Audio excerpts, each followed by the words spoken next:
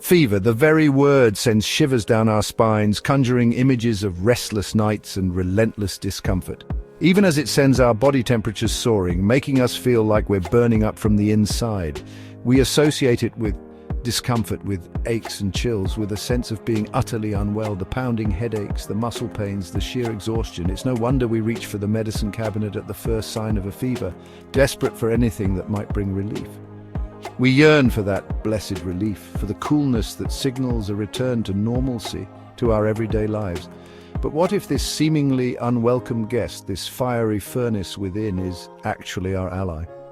What if it's a sign that our body is doing exactly what it needs to do? What if fever, despite its unpleasantness, is a crucial part of our body's intricate defense system, a system designed to protect us from harm? Nature, in all its wisdom, rarely operates without purpose. Every fever has a reason, a role to play in the grand scheme of our health. Fever, it turns out, is no exception. It's a natural response, a powerful tool in our body's arsenal. It is a testament to the remarkable resilience of life, a beacon signaling our body's valiant fight against microscopic invaders, a fight that is ongoing, relentless, and vital. Join me as we delve into the fascinating world of fever, exploring its mechanisms, its benefits, and its crucial role in keeping us healthy. Together, we'll uncover the mysteries behind this common yet extraordinary phenomenon. Fever is not a human invention, nor is it unique to mammals. It is, in fact, an ancient and widespread phenomenon found in creatures as diverse as reptiles, fish, and even insects. This suggests that fever is not a mere accident of evolution, but a deeply ingrained response honed over millions of years. From the icy poles to the sweltering tropics, life has had to contend with a constant barrage of microscopic enemies, bacteria, viruses, fungi, and parasites, all vying for a chance to exploit and multiply within unsuspecting hosts.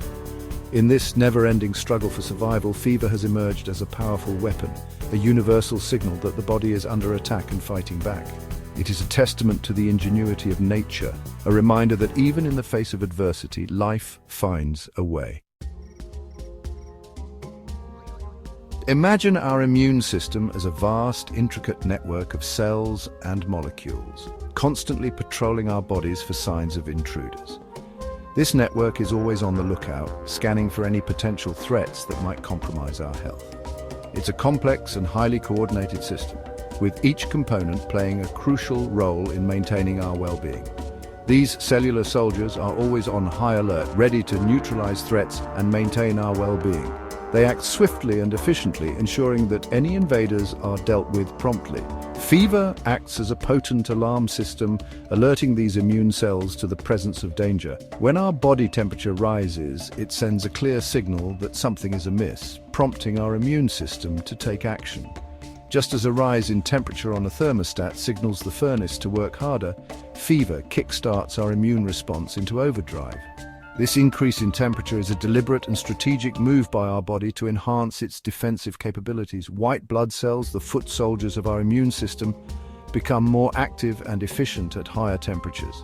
They are better equipped to combat infections and eliminate harmful pathogens. They multiply more rapidly, travel faster to the site of infection, and engulf and destroy invading microbes with greater ferocity.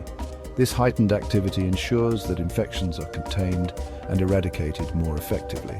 Fever isn't just about boosting our existing defenses, it's also about preventing the enemy from gaining ground. By raising the body's temperature, fever creates an environment that is less favorable for the invaders. Many bacteria and viruses thrive at our normal body temperature. They find it easier to grow and replicate when conditions are just right. Fever turns up the heat, creating an inhospitable environment that hinders their growth and replication. This elevated temperature makes it much more difficult for these pathogens to survive and spread, giving our immune system the upper hand in the battle against infection. But what is it that triggers this internal inferno? The answer lies in substances called pyrogens. These tiny chemical messengers hold the key to unlocking fever's power. Some pyrogens are produced by our own immune cells, while others are released by invading microbes. Regardless of their origin, these pyrogens act on a specific region of the brain called the hypothalamus, our body's internal thermostat. The hypothalamus, in turn, raises the body's temperature set point, much like turning up a thermostat.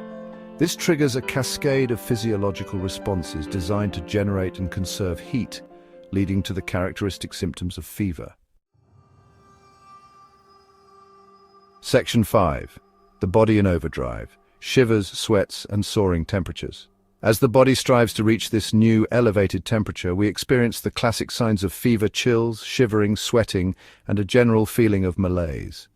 Blood vessels constrict, reducing heat loss from the skin, while muscles contract rapidly, generating warmth through shivering.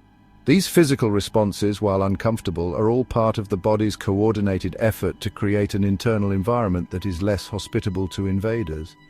We may feel lousy, but our immune system is working tirelessly behind the scenes, fueled by the fever's fiery energy. It's important to remember that fever in itself is not the enemy. It's a sign that our body is engaged in a fierce battle, mustering all its resources to defend us from harm. Section 6. Under the weather, under attack, how fever weakens our foes. While fever strengthens our defenses, it simultaneously weakens our microscopic adversaries. Bacteria and viruses, like all living things, have an optimal temperature range for growth and reproduction. When our body temperature rises, it disrupts their delicate internal machinery. Enzymes essential for their survival begin to malfunction, and their ability to replicate and spread is severely hampered. Imagine a city under siege. The defenders raise the drawbridge, reinforce the walls, and position archers on the ramparts. Similarly, fever creates a hostile environment for invading microbes, limiting their access to resources and hindering their ability to multiply. Section 7. An evolutionary standoff. Why haven't pathogens adapted to fever? Given its effectiveness, you might wonder why pathogens haven't evolved ways to circumvent fever. After all, fever is a common response to infection, raising the body's temperature to create a hostile environment for invaders. The answer likely lies in the complex interplay between host and pathogen, a dynamic relationship that has been evolving for millions of years. This delicate dance has been ongoing for millennia, with each side constantly adapting to the other's moves. Fever, while beneficial to the host, comes at a cost. It requires significant energy expenditure, which can be taxing, especially during illness. This energy drain can weaken the host, making it a double-edged sword. The body must balance the benefits of fever with the need to conserve energy for other vital functions. This energetic burden creates a trade-off. While fever helps fight off infection, it also puts a strain on the body's resources.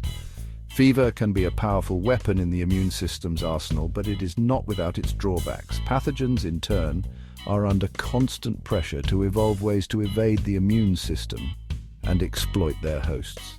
They must navigate the challenges posed by fever while maintaining their ability to infect and spread. However, adapting to higher temperatures might come at the cost of reduced virulence or transmissibility. This means that while some pathogens might survive a fever, they may not be as effective at spreading to new hosts.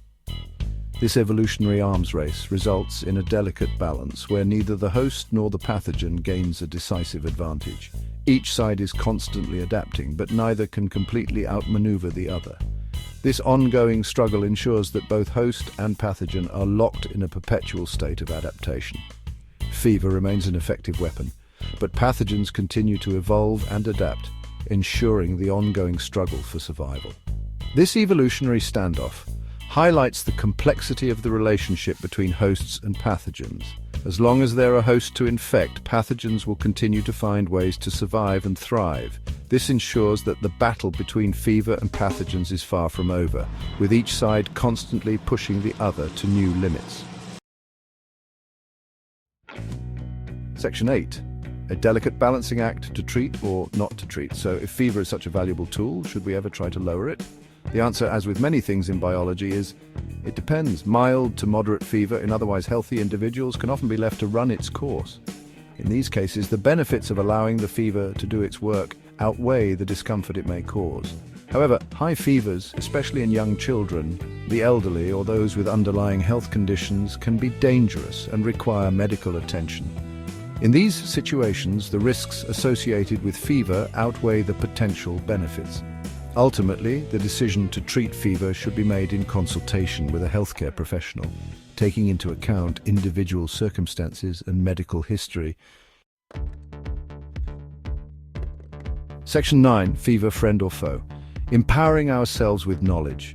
Fever, despite its unpleasantness, is a remarkable testament to the ingenuity of evolution. It's a powerful defense mechanism, honed over millions of years to protect us from harm.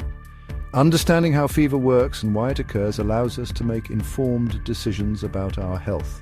By recognizing fever as a sign that our body is fighting back, we can approach it with a sense of respect rather than fear. While seeking medical advice when necessary, we can also learn to trust our body's innate wisdom and allow it to mount its defenses. Fever may not be our favorite guest, but it's a reminder that within each of us lies an extraordinary capacity for healing and resilience. By understanding and appreciating this ancient defense mechanism, we empower ourselves to make informed decisions about our health and well-being.